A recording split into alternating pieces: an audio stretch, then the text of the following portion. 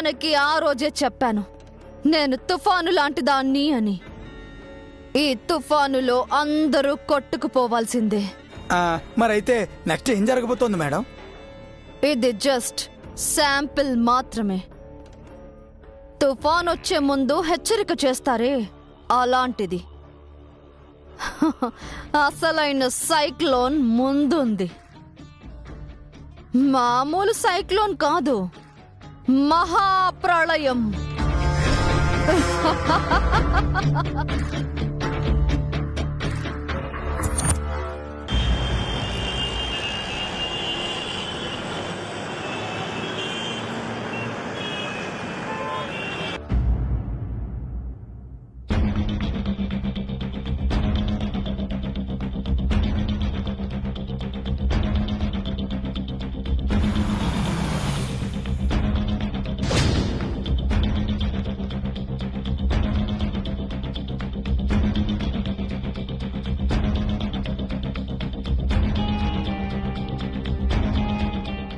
బావా, అలాగే సార్.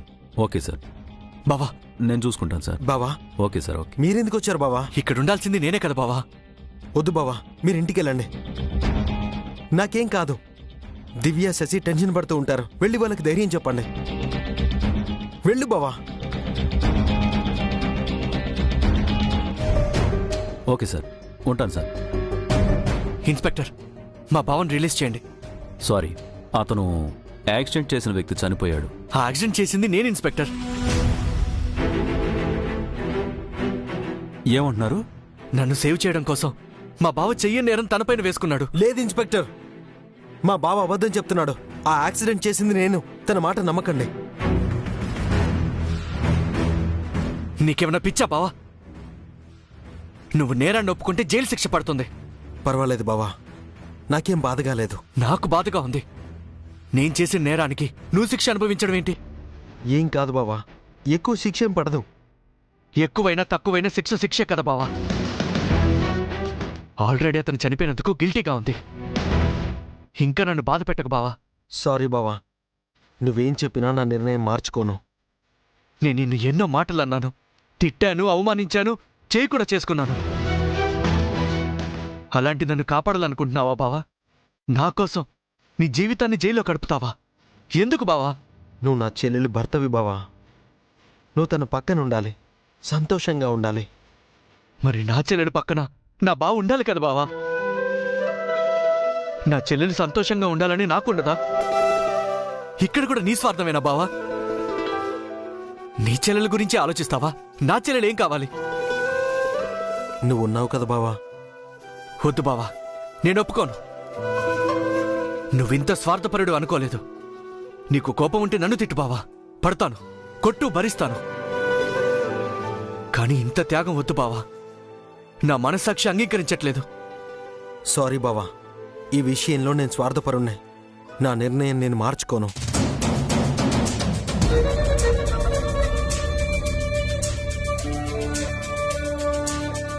అన్నయ్య, దివ్య, రా దివ్య. చూడు, మీ అన్నయ్య ఏం మాట్లాడుతున్నాడు. నేను నేరం చేశానంటుంటే అది అబద్ధమని ఇన్స్పెక్టర్తో అంటున్నాడు. మీ అన్నయ్యకి నువ్వైనా చెప్పు దివ్య.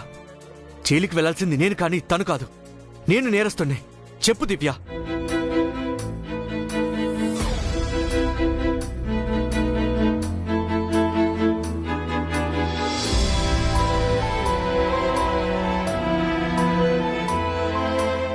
చెప్పు దివ్య, తనను బయటికి రమ్మని చెప్పు. నేను లోపలికి వెళ్తాను. చెప్పు. ఇందులో ఇంటర్ఫియర్ అవ్వద్దమ్మా. నేనే నేరం చేశాను, నాకే శిక్ష పడాలి. ఎందుకు బావ అబద్ధం చెప్తున్నావు? అసలు మొదటే నేను ఒప్పుకోకుండా ఉండాల్సింది. ఆ రోజే సరెండర్ కావాల్సింది. తప్పు చేశాను. లేదు బావా, నువ్వు ఏ తప్పు చేయలేదు. బావా, నాపై కోపం ఉంటే ఇంకోలా ప్రతీకారం తీర్చుకో. ఇది సమయం కాదు. నా మాట విను. చారుకేశా, నువ్వైనా చెప్పు. చిన్నప్పటి నుంచి మీరు ముగ్గురు ఫ్రెండ్స్ కదా. నువ్వు చెబితే బావ వింటాడు. చెప్పు చారుకేశా.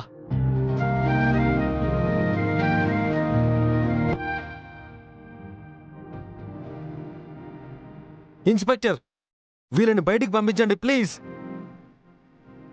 బావా బావా. లేదు ఇన్స్పెక్టర్, యాక్సిడెంట్ చేసింది నేను. నన్ను నమ్మండి. మా బావని రిలీజ్ చేసి నన్ను అరెస్ట్ చేయండి. సారీ, ఆల్రెడీ ఆయన సరెండర్ అయ్యారు. ఎఫ్ఐఆర్ కూడా రిజిస్టర్ చేశాం. రేపు కోర్టుకు సబ్మిట్ చేస్తాం. ఏదైనా ఉంటే కోర్టులో చెప్పుకోండి. అది కాదు ఇన్స్పెక్టర్. ప్లీజ్ సార్, రేపు కోర్టుకు రండి. ఇప్పుడు వెళ్ళండి.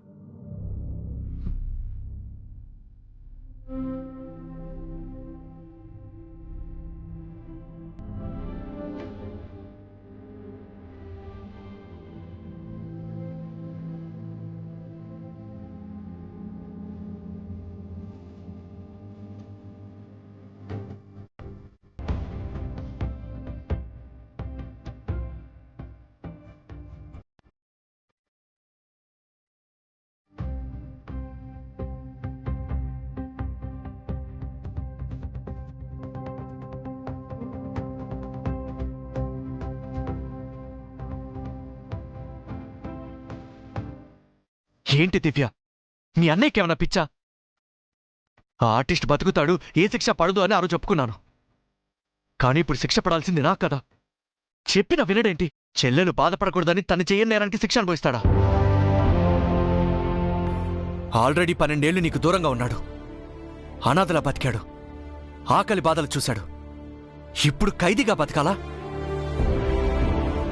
ఏం పాపం చేశాడా నీ శిక్ష? ఏదో ఒకటి చేయి దివ్య. నా మనస్సాక్షి నాకెదురు తిరుగుతుంది. ఈ గిల్టీతో నేను మనశ్శాంతిగా ఉండలేను. ప్లీజ్ దివ్య.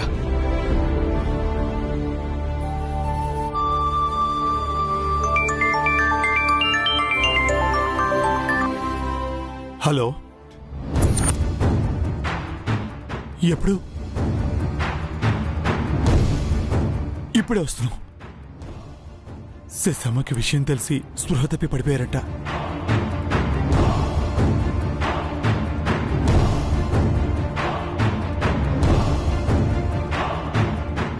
ఎంత పిలిచినా పలకట్లేదట. కల్పన గారు, బామ్మగారు కంగారు పడుతున్నారు. మనం వెంటనే ఇంటికి వెళ్ళాలి. పదండి దివ్యమ్మ, పదండి సార్.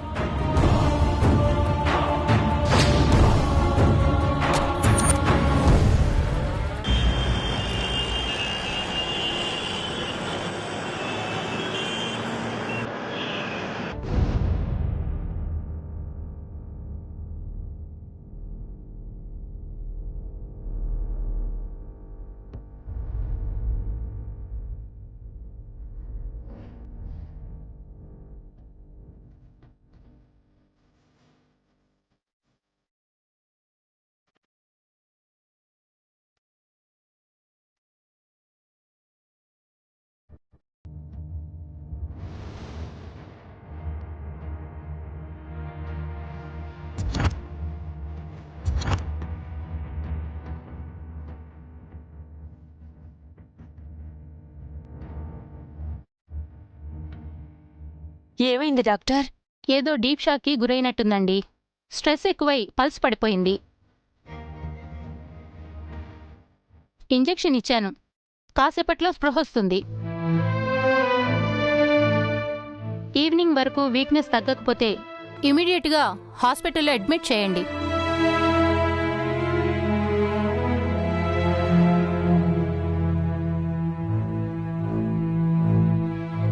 రండి డాక్టర్.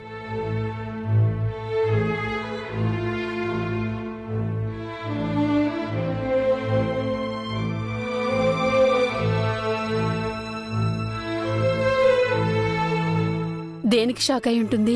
అదే అర్థం కావటం లేదు. తను స్పృహలోకి వస్తే గానీ ఏ విషయం తెలీదు.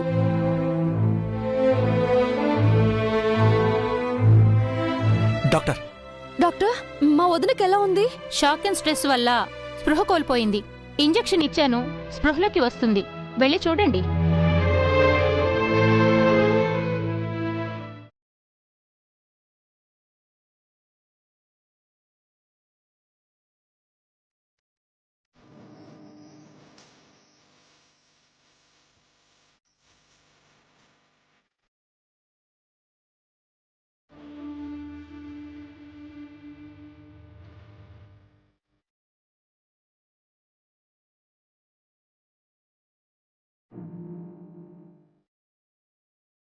హఠాత్తుగా కళ్ళు తిరిగి స్పృహ తప్పి పడిపోయింది బాబు. మాకేం చేయాలో అర్థం కాలేదు. ఇప్పుడే డాక్టర్ని పిలిపించాం. దేనివల్ల షాక్ అయిందని డాక్టర్ చెప్పారు. ఎందుకంతలా భయపడిందో అర్థం కావట్లేదు. అవును, మీరు మాత్రమే వచ్చారు. అభి ఎక్కడా?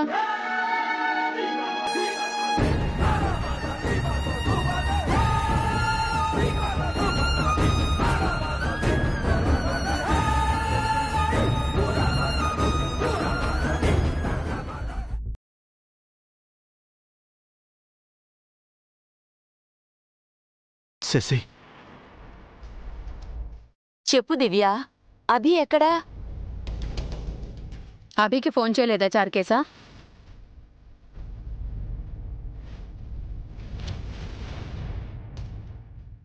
ఏంటమ్మా, అభి ఎక్కడా అని అడుగుతుంటే నీళ్లు నములుతున్నారు? ఏమైంది? దినకర్ గారు చనిపోయారు.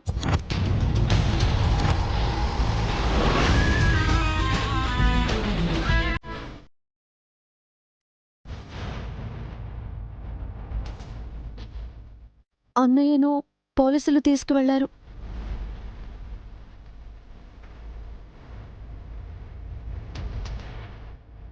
అన్నయ్య పోలీస్ స్టేషన్లో ఉన్నాడు. ఏంటి, ఆయన స్టేషన్లో ఉన్నారా? కంగారు పడకు శశి. చెప్పన్నయ్యా, ఆయన ఎందుకు స్టేషన్లో ఉన్నారు? ఆయన బదులు అన్నయ్య యాక్సిడెంట్ నేరాన్ని తన మీద వేసుకున్నాడు.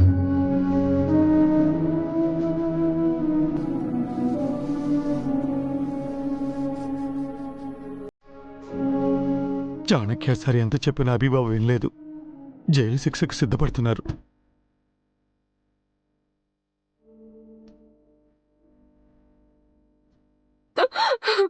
ఏమండి, ఎందుకు ఇలా చేశారు? నాతో ఒక్క మాట కూడా చెప్పకుండా. అంతా నీ వల్లే. నువ్వు సంతోషంగా ఉండడానికి ఆయన అలా చేశావు. నువ్వే ఆయన నేరస్తుని చేశావు.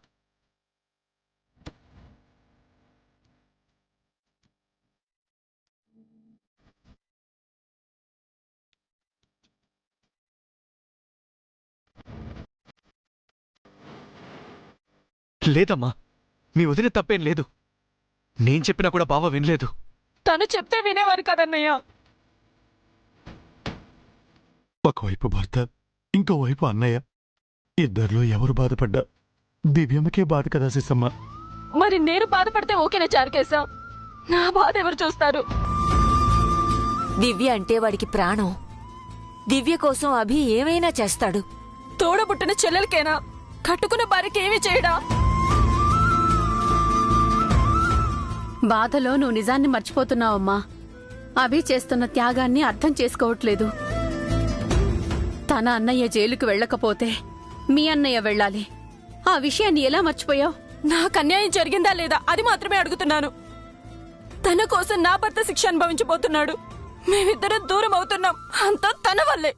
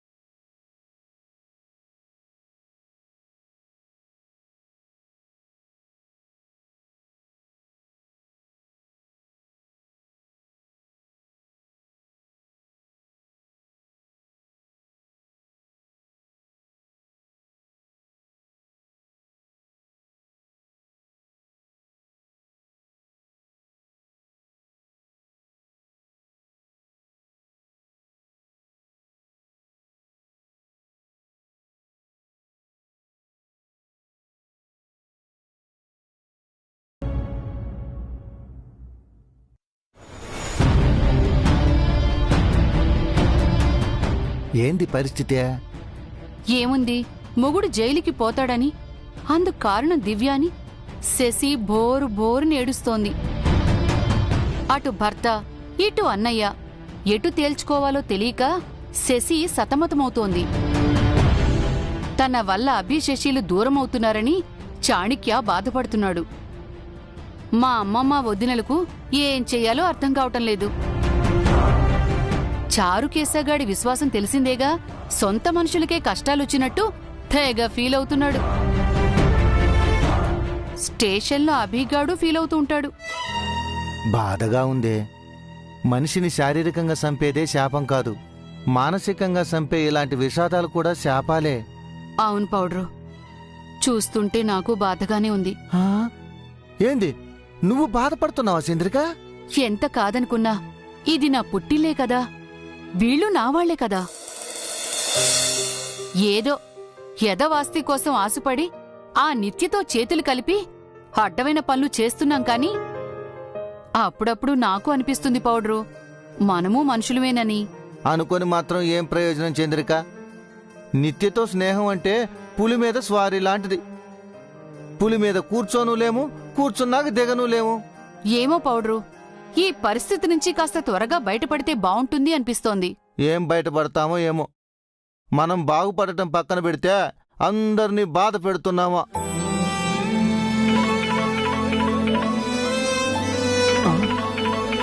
ఇదిగో ఆ దరిద్రపు మొహందే ఫోన్ చేస్తుంది. ఇక్కడ ఏం జరుగుతుందో అక్కడ ఆ రాక్షసికి చెప్పాలా. కర్మ కర్మ. తప్పదు కదా, లిఫ్ట్ చెయ్యి. హలో, చెప్పమ్మా నిత్య. ఏంటి అక్కడ ఏడుపులు, పెడబబ్బులు, శోకాలు, కన్నీళ్లు అంతేగా? నీకు తెలిసిందే కదమ్మా, నువ్వు ఊహించిందే జరుగుతుందే. నీకు హ్యాపీయే కదా? ఏ మీరు హ్యాపీగా లేరా? వీళ్ళని చూస్తుంటే గుండె తరుక్కుపోతుందమ్మా, పాపం అనిపిస్తోంది. ఇంకెన్నాళ్ళమ్మా ఈ పగ? వదిలేచ్చు కదా. అవునా? అయితే ఆ అన్న చెల్లెలని వదిలేసి మిమ్మల్ని చంపనా? ఆ? వద్దులేమ్మా, నీ పగ కంటిన్యూ చేసుకో. వాళ్ళని పాపం అంటే మీరు పోతారు. యదవ సెంటిమెంట్స్ పక్కన పెట్టి వాళ్ళ ఏడుపులని ఎంజాయ్ చేస్తూ నాకు అప్డేట్ చేస్తూ ఉండండి. అలాగేనమ్మా, ఉంటాను.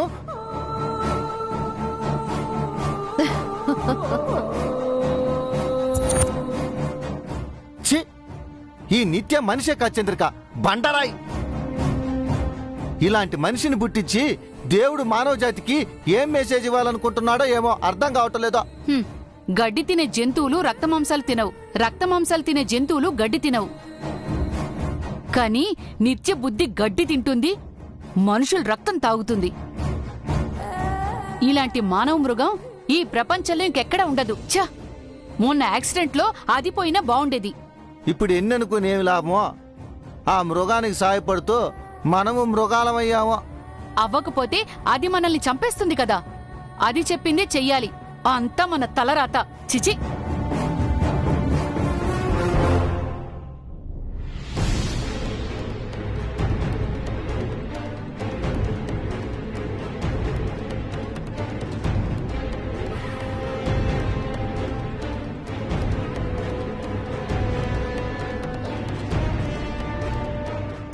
దివ్యమ్మా, దివ్యమ్మా, ఎక్కడికి వెళ్తున్నారు? చెప్తాను పద చారుకేశ, పద.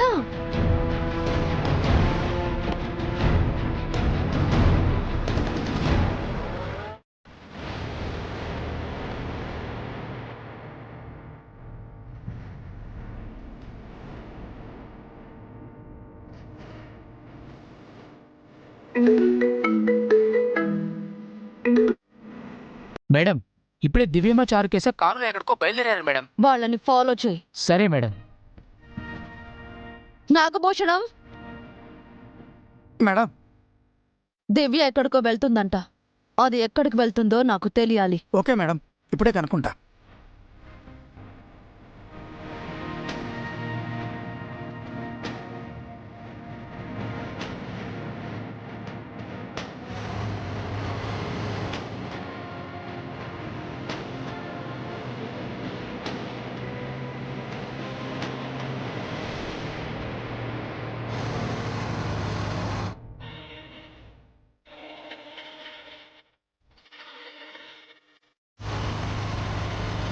సరే సరే. మేడం, దివ్యం ఎక్కడికి వెళ్ళిందో తెలిసింది. ఎక్కడికి వెళ్ళింది? ప్లీజ్ సార్, ఎలాగైనా మా అన్నయ్యకి బెయిల్ కావాలి. సారీ మేడం, బాధితుడు చనిపోయాడు కాబట్టి సాక్షుల్ని ప్రభావితం చేస్తారన్న కారణంతో నిందితుడికి కోర్టు బెయిల్ ఇవ్వదు. ఇది వాంటెడ్లీ జరిగిన యాక్సిడెంట్ కాదు సార్. ప్లాన్ చేసి చేసింది కూడా కాదు. అనుకోకుండా జరిగిన ప్రమాదం. ఈ విషయాన్ని కోర్టులో నిరూపించాక బెయిల్ వస్తుంది. ఇప్పుడేం చేయలేరా? రేపు కోర్టులో మన తరపున వాదన వినిపించడం తప్ప ఇప్పుడేం చేయలేం మేడం. Okay sir, thanks.